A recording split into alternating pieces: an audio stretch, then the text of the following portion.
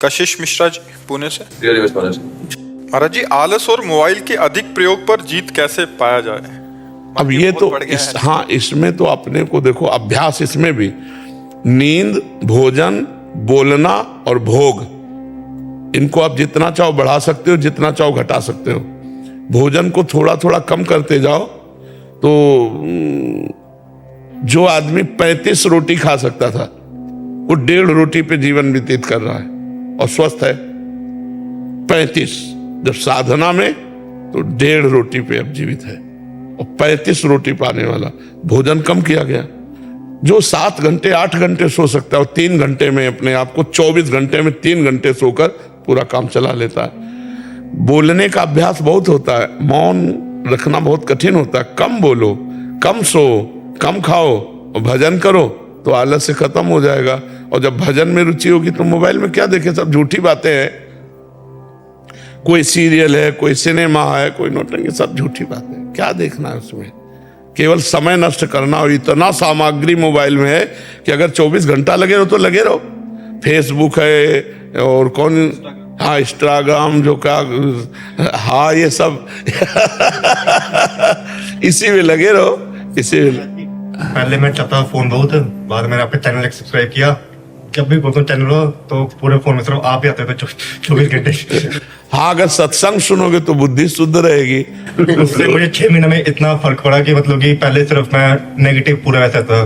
कश्मीर मेरी पोस्टिंग है बैंक में जी, वहाँ रहना मतलब कि अकेले कश्मीर में वैसा माहौल भी नहीं है वहाँ, मतलब कि रहना वैसे। अब सिर्फ राधा नाम सुबह सुबह लो, उसका आपने कहा चतुरासी जी पढ़ो, वो पढ़ो, फिर सब करो। मतलब कि अपने बुक बोलती साधक संजीवनी, वो पढ़ो। उससे मतलब कि इतना थोड़ा पॉजिटिव होता है फिर कि बस जो है बस यही है। बहुत सुंदर, बहुत सुंदर, बहुत सुंदर। महाराज ऐसा होता है कि जैसे आपका रील देखते कोई, ठीक है, तो फिर एकदम उत्साह होता है कि अब सुबह 4 बजे उठेंगे। 4 बजे का अलार्म भी लगा दूंगा मैं, और इतना घंटा मतलब माला करना है, मोबाइल सिर्फ आधा घंटा यूज करना है, वरना स्विच ऑफ करके रख दो। और 4 बजे का अलार्म 5 बजे, 6 बजे, 7 बजे। हमने जीवन में कभी अलार्म नहीं लगाया।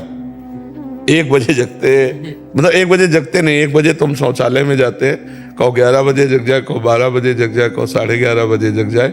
कैसे उठा जाता है? ऐसे थोड़ी उठा जाता है कि रजाई से झांक लिया, घड़ी देख लिया। पहला काम रजाई फेंको, पहला काम रजाई को फेंको और उठ के बैठ जाओ। और अगर झपकी आने लगे तो उतर के खड़े हो जाओ, टहलो, पानी पियो, शौच स्नान करो, फिर अपने साधन में लग जाओ। अलार्म थोड़ी उठाता है। अब और हम कह रहे हैं कि आप संकल्प करके लेटो कि मैं 3:30 बजे उठूं, तो आप देखोगे आपकी आंख खुलेगी और घड़ी में देखोगे 3:30 बजे। वो परमात्मा आपके संकल्प की पूर्ति करे। कभी घड़ी और अलार्म ये सब करो, अपने समय से उठ जाओ। अभ्यास से ऐसा हो जाता है। तो इसके लिए थोड़ा मेहनत करनी पड़ेगी कि अब जैसे अलार्म बजा, सुना तो तुरंत उठ जाओ, एकदम उठ जाओ, बिल्कुल आलस्य मत करो। ऐसा करो, पहले बिस्तर से हटो, रजाई फेंक दिया, बाहर हो गए, और फिर एकदम मुंह आदि धो करके फिर नाम जप करने लगो, जो अपनी दिनचर्या में लग जाओ। 4 बजे तो बहुत कम है। 4 बजे तो यहाँ सत्संग शुरू होता है। लोग रोड में रात्रि में कैसे खड़े रहते हैं, तो पूरी रात भर लोग खड़े रहते हैं। तो हमें लगता है अगर हम अभ्यास करें तो हो सकता है, ठीक है। और मोबाइल का हम ये नहीं कह रहे कि आप बिल्कुल घंटा आध घंटा नियम रखें, हर समय मोबाइल में चिपना। आजकल तो ऐसे लोग कि गाड़ी भी चला रहे हैं तो मोबाइल का प्रयोग कर रहे, मरोगे और मारोगे। गाड़ी चलाते समय मोबाइल का बिल्कुल प्रयोग नहीं करना चाहिए। ऐसे में लगे तो कहाँ 1 सेकेंड में सामने वाला तुम्हें ठोक देगा या तुम सामने वाले को ठोक दोगे। मोबाइल बहुत अच्छी चीज है, बहुत बुरी चीज है, दोनों बातें। अच्छी चीज है कि आप अच्छे उसमें से चैप्टर ले सकते हो, प्रसंग ले सकते हो, समय पर आप किसी को फोन कर सकते हो। बचाव पक्ष में बहुत है और फंसाव पक्ष में भी बहुत है। तो इसलिए विवेक का प्रयोग करो, अच्छा ग्रहण करो, बुरा का त्याग कर दो। अभ्यास युक्त रहो जिससे आपकी नींद आदि नियत समय पर हो जाए। कै बजे सोते हो? जब आप उठते हैं। जब आप उठते हैं तब से। वैसे तो भले आदमी 5-6 बजे भी उठ जाते हैं, कोई तो 11 बजे तक सोते हैं। तो कोई 2:30 बजे उठने वाले भी बड़े हैं, दोपहर को 2:30 बजे उठने। तो फिर नहा धो के खा के फिर सो जाए। महाराज जी, बट यहाँ पे आके नींद नहीं आई। यहाँ पे 3 से नींद आई नहीं बिल्कुल भी। हाँ, दिव्य धाम है भगवान का यार। इनकी दिनचर्या कुछ ऐसी रहती है प्रभु, जैसे दिनचर्या ऐसी रहती है कि हम पशु चिकित्सक हैं तो हमें लेट हो जाता है, 9 बज जाता है कभी कभी फील्ड में, तो हमें सोने में 10-11 बज जाते हैं, सुबह इसलिए विलम्ब हो जाता है। तो 11 बजे सो जाओ, 12, 1, 2, 3, 4, 5, 6 घंटा केवल नींद पर्याप्त है साधक के लिए। तो अगर आप 5 बजे उठ जाओ तो दिनचर्या चल पड़े। बहुत सुंदर दिनचर्या। अभी देखो 7:15 बजे हैं, अभी लग रहा है कि सूर्योदय होने वाला है। नहीं, अब लग रहा है कि सूर्योदय होने वाला है। तो हमें लगता है अगर 5 बजे भी उठ जाओ तो पर्याप्त है। 6 घंटा सोना चाहिए गृहस्थ आदमी को।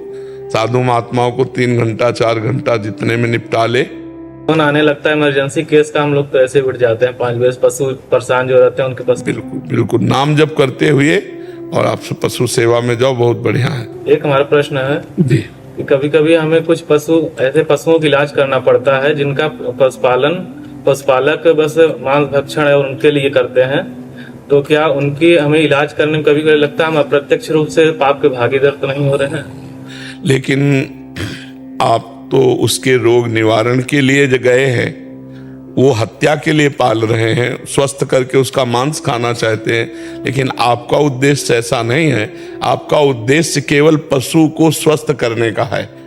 आपको आगे की बात नहीं सोचनी है। आपके पास मन में बड़ा व्यथित होते हैं कि हम इसको यहाँ बचा रहे हैं लेकिन आगे चल के इसको और दूर। हाँ, पर आगे की बात ना सोचो।